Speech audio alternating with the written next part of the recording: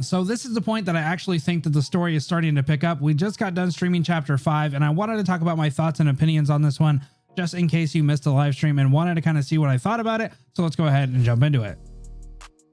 So firstly, I wanted to talk about the characters. I really think that we're starting to get to a point in the story where we're starting to unravel some of the different backstories and starting to see these characters shine in a different light. We do start off with Chen from the betrayal, seemingly, from chapter 4, and we really had this kind of bitter moment, at least I did, where it's like, okay, let's see what she's really doing. Let's see why she decided to leave us in the heat of battle, and ultimately could have ended up killing us towards the end of that had we not, pulled out ourselves on chapter 4. But then we go into seeing kind of what she's dealing with, right? Seeing what's kind of happening with her and why it's so important that she's in Lugman right now and defending essentially her area. Her LGD community headquarters actually got taken over, and it's really important to them that they take it back. And we start to understand that throughout this series of chapter 5, and we start to understand what's going on with Chen and why she's so prideful. We actually even get some character development in the chapter, and even though it was a 5-hour chapter, I felt like it was pretty short, given all the different buildups that happened and all the kind of different storylines that have lined at the end of it. Like Chen at the beginning of the chapter was a little bit cold, a little bit like, hey, I'm really focused on the mission. I'm focused on the goal. I don't really care about anything else.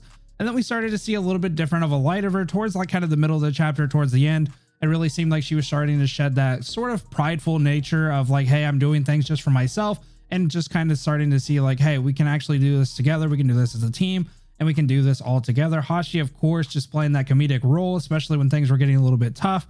She just kind of broke that barrier for Chen, and it really seemed like those two bonded quite well, even though they seemingly have a friendship before that. It just was really nice to be able to see those layers broken down and start to see what kind of person Chen actually is. We got to see a little bit of her family home, and it really kind of shed kind of what light she had as well before she jumped into the LGD, and then seeing what she was like before being an officer. We also even got a little bit of a hint of like what kind of jewelry she likes to wear and what she likes to do in her free time during the mall scene, where she was able to kind of talk about her personal life outside of work, because at this point we'd only kind of seen her and what she was doing as an officer. So talking about the little baddies here, I'm going to be talking about Mephisto and Faust. I think Mephisto, I've said it a couple different times throughout the stream, I think he's psychotic. I don't know what he's doing. He has this weird warp of sense of justice, and maybe some sort of like revenge, obviously mixed in there with the infected and all the different things that he thinks he's trying to protect, and he's trying to persuade, and he's trying to do the things that he thinks is correct. But it's kind of this weird thing where it's like his way or the highway.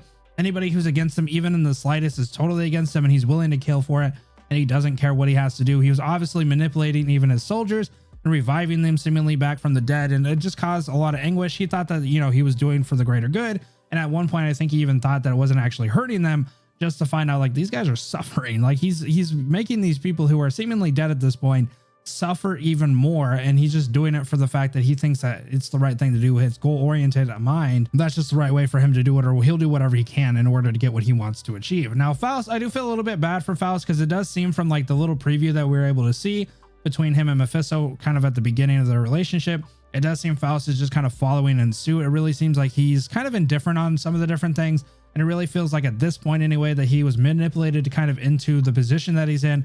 And the way that he's protecting Mephisto, it just seems like it's kind of like out of necessity, and kind of the way that they were brought up together and how they have this common theme growing up in kind of the same area.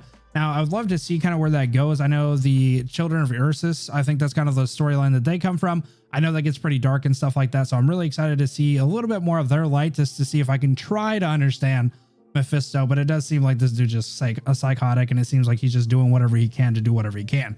Now, talking about gameplay, we're going to be talking about some of the different stages. The stages were pretty fun. They were drone heavy, so of course we were doing okay. I think a lot of them were like E1, level 60, 70, kind of up there in the higher range.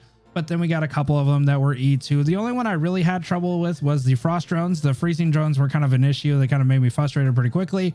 And then having sort of like the ending, I guess. So having the two bosses at the same time, Mephisto and Faust, it wasn't really that hard. But whenever Faust came out and he was just doing the god's amount of damage to all my different units, it did take me a couple of minutes, especially because he actually doesn't come down for a relatively long time. So you have to just kind of wait for him to mosey on down.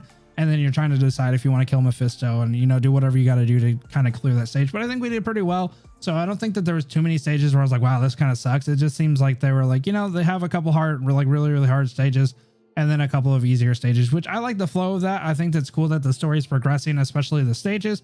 And it's not just like this one baseline. Like once you kind of complete E1 level 60, you're kind of cruising for the entire story. It really seems it's interesting to have like kind of these harder stages. So overall, I think chapter 5 is a really cool like introduction into some of the deeper story behind some of the different characters.